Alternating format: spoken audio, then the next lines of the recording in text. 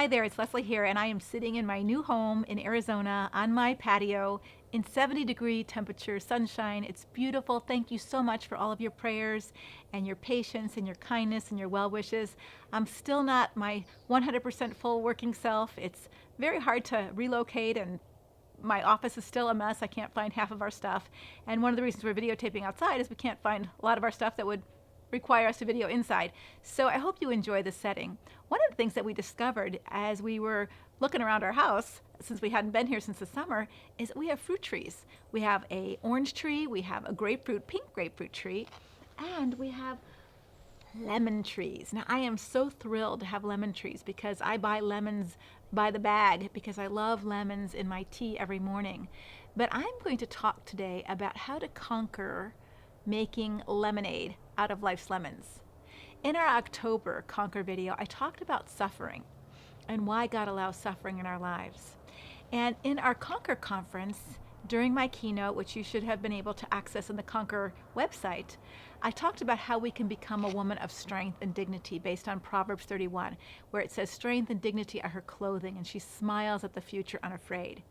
And one of the skills of a woman who has strength and dignity is she is an owner, not a victim. Now, we've talked a lot about that in our Conquer videos, but one of the skills that an owner has in her life is she knows how to make lemonade out of life's lemons. And so what I want to do is give you a recipe for how to begin to make lemonade out of your lemons in life. And in your handout, I'll also give you a physical recipe for making real lemonade if you'd like to use the recipe that I'm going to use to make these sweet babies into some delicious lemonade. So first, I want you to understand that there is no pass in life from suffering. Some suffer a lot, some people don't suffer as much, but everyone suffers some. And if you want to be an owner of your life and of your life story, you will need to learn this important skill. Now, what I want you to do before we even go any further is I've put two links in your handout. One to a very short 5-minute video on YouTube of a man named Nick who has suffered a lot of life's lemons. And I want you to watch his story to see the lemonade that he's learned to make out of life's story. And then the second video is an interview with a woman named Lizzie who has also suffered a lot with life's lemons. And I want you to listen to her story. And I want you to notice how their story goes, because their story doesn't just have this as the main feature. It doesn't just have everything that went wrong in their life as the main part of their story, because really it's what we do with what happens to us that creates the story, right? What we do with life's adversity or what we do with life's blessings is what creates the story of our life. And we are the author of that as long as we choose to be the owner of our life. And so just pause your video for a minute and head over to YouTube and watch these two links, because I think it'll provide the context for the rest of what I'm going to be talking about. Now, our second key point is to make lemonade. You start with life's lemons. It just is how it is. And these are sour babies. If you just were to cut into them and try to suck them, it would be pretty intolerable. And when we have lemons in our life, hardship, difficulty, suffering, there is no shortcut making lemonade without having to squeeze the lemons. And that can be painful and very distasteful. And so I just want you to know that making lemonade is a process, and the first step is to face your lemons. You have to feel your feelings. You have to grieve your losses. You have to be honest with where you are, both in the video with Nick and with Lizzie. They didn't gloss over their life's situation. They didn't minimize the suffering that they felt, but they did something with it. So they felt it, they experienced it, and then they took it and owned it and made something of it. That's what I want you to do. And so the very first step is face your lemons, whatever they are. It might be a difficult marriage, it might be a wayward child, it might be some health difficulties, it might be a traumatic childhood. Whatever it is, you've got to face it in order for you to begin to make something of it. Grieve your losses, deal with your feelings, process them through, begin to squeeze the lemons so that you can get the juice from them. Our third key point is, if you just have a cup full of lemonade, not lemonade, but if you just have a cup full of lemon juice, it's pretty tart and nobody would drink that straight. And so if you're going to make lemonade, you have to start adding things to it, right? And so in the same with life's suffering, when we squeeze the suffering and we feel the pain, we want to begin to start adding things to it so it can become something new. And so the first thing that you add to lemons is a cup of sugar. So if we're going to have a cup of lemon juice, we're going to add a cup of sugar, but not just any old sugar. You could just add any old sugar, but the best lemonade is made with extra fine sugar. And so you might have to find it at a store. Most people don't carry extra fine sugar in their cabinets. And so you might have to go to a store or a specialty shop and find that extra fine sugar. And in the same way with life, when we are in the midst of suffering, we may have to look for our sugar. We may have to search for things to be grateful for in the midst of our suffering. I remember a woman who had lost her only child in a motorcycle accident said, I can't be grateful for all things, but I have learned to be thankful in all things. And gratitude is the bit of the sugar that we need to begin to transform these lemons into lemonade. And we have to look for that because sometimes it's pretty dark.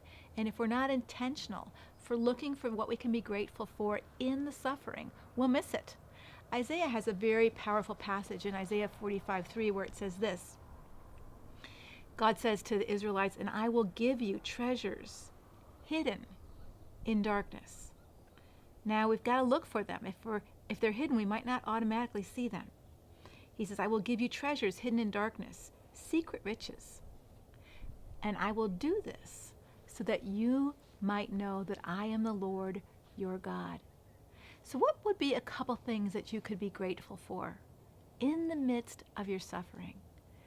Not because of it, but in the midst of it. What could you find that you can look for and say, I can be grateful? For this woman who lost her only child, she said, I can't be grateful for it, but in it, God provided so many wonderful prayer partners, and I'm so grateful that my son didn't suffer. He died instantly, and I'm so grateful that he was a Christian, and I'm so grateful that I'll see him again. I'm so grateful that I had 24 years with this amazing young man. What a perspective.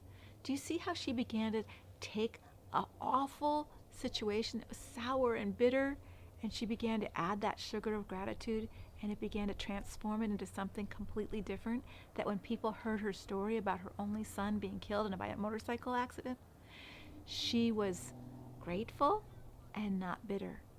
That begins the process of the transformation. I want to read to you a passage in Philippians where Paul does this too. He says in Philippians 1, in verse 12, he says, I want you to know, dear brothers and sisters, that everything that happened to me has helped to spread the good news. That's what he's grateful for. For everyone here, including the whole palace guard, knows that I'm in chains for Christ. And because of my imprisonment, most of the believers here have gained confidence and boldly speak the message without fear. So Paul says, despite my suffering, despite being in prison, I'm grateful that people are getting courageous about talking about Christ. I'm grateful that I've been a witness to the palace guard. I'm grateful that good things are happening in the midst of a pretty unbearable situation of being in prison. And so as we begin to look for what we can be grateful for, we begin to start making lemonade out of our lemons. The next thing we want to add, if we just have lemon juice and we just have sugar and we put them together, it's still not very tasty. And so we want to start adding water. And so one of the things that I suggest that people do in the midst of trying to make lemonade out of life's lemons is not only to look for what they've been grateful for, but to maybe spend some time journaling. So take something from your life, maybe a traumatic experience from your childhood, or maybe your current difficult marriage or destructive marriage, or maybe you can take something that's going on with your children or your job or just personally that you're not feeling good about, health crisis. And I want you to take time for 4 days in a row, and you're going to write 15 minutes a day. And you're not just going to write, woe is me, woe is me, woe is me. That's this perspective, okay? What I want you to begin to do, like I did when I had to process my mother's rejection. Okay, so most of you know my story about my mother rejecting me after my father got custody of us and her abuse of me. And she rejected me long before my father got custody of us. But just this pain of having your mother not love you like you wish she did. And that felt pretty embittering to me. And it could have hardened my heart. But as I began to process that pain and feel my feelings and grieve my losses, I began to write about what was my mother's childhood like? And I began to look at things from a slightly different angle to see what suffering she might have gone through to cause her to be that kind of mother, and what her own mother was like. And so to begin to expand, add water, you're beginning to dilute the experience so it's not so potent by adding different perspectives that you can see from different angles. So you're going to write for 4 days and trying to add as much perspective through prayer of how God sees it, how other people might have viewed it, not just your perspective from a child, but your perspective as an adult. How can you begin to see it differently? And for 4 days, you're not just going to vent, but you're going to expand this story. You're going to add as much richness to the detail that you can so that you're beginning to write a different ending to your story by the end of the 4th day. Notice how Lizzie and Nick began to do that as they began to look at their story different and say, hey, I can look at it this way, or I can look at it this way. And if I look at it this way, I'm going to have this story. And if I look at it this way, I'm going to have this story. Which story would you rather be? Which story would you rather have? You are the author of your story if you're going to be an owner. And as Nick and Lizzie did from the video that I hope you watched, you'll see that they made a choice to make lemonade out of life's lemons. And so you want to take this writing exercise and you just want to extract as much goodness as you can from the rubble. And at the 4th day, that 15-minute, add a new ending. Add your ending. How would you like this story to be told about you?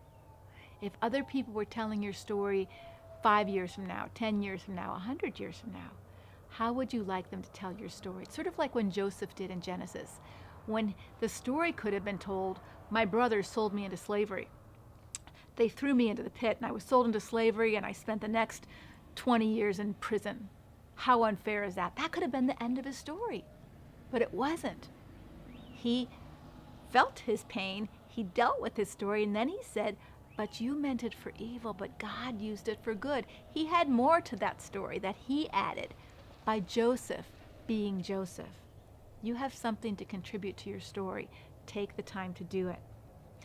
And then if you have lemons and sugar and water, it's not really very tasty until you add some crushed ice, because lukewarm lemonade just doesn't do it.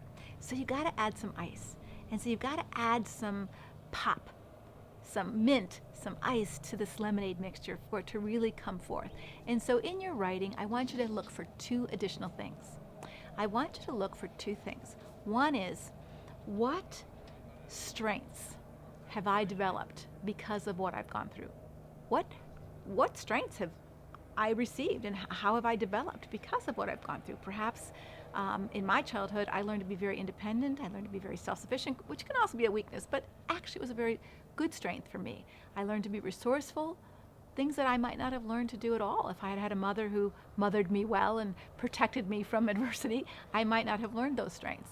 But because she didn't, I learned strengths that I wouldn't have learned without that situation in my life. So what strengths have you developed? Perhaps you've learned to stick up for yourself. Perhaps you've learned to be more adaptable. Perhaps you've learned to be more generous. What have you learned because of what you've gone through? And the second thing, or what strengths have you received? And the second thing is, what have you learned?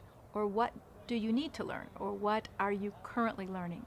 If we can focus on that and we can be grounded in, this is painful, but I'm learning something about myself, or I'm learning something about life, or I'm learning something about God, then those can all be values, ice that you're adding to it, mint that you're adding to make that lemonade even better and better and better. Paul talks about this in Romans when he says this. He says, we can rejoice too when we run into problems and trials, for we know that they help us develop strengths, endurance, and endurance, strengths of character, and character strengthens our confident hope of salvation. And this hope will not disappoint, because we know how dearly God loves us. And because he's given the Holy Spirit to fill our hearts with love, we can be at peace. And so our recipe for lemonade is to feel your feelings, look for what you can be thankful for, add more water by looking for the blessings that you've received, the strengths that you've learned, the benefits that you've gotten, and how you can begin to write your story in a different way so that the ending isn't, here we come with the golf cart, the ending isn't, poor me and I can't believe this happened to me. But look what God has done through the situation, that someone might have meant it for evil, but God is going to use it for good. So what I want you to ask yourself is, what strengths is God developing in you as He's trying to help you make lemonade out of life's lemons? You didn't cause the lemons, but God wants you to write a marvelous story from your life situations. Until next time, God bless.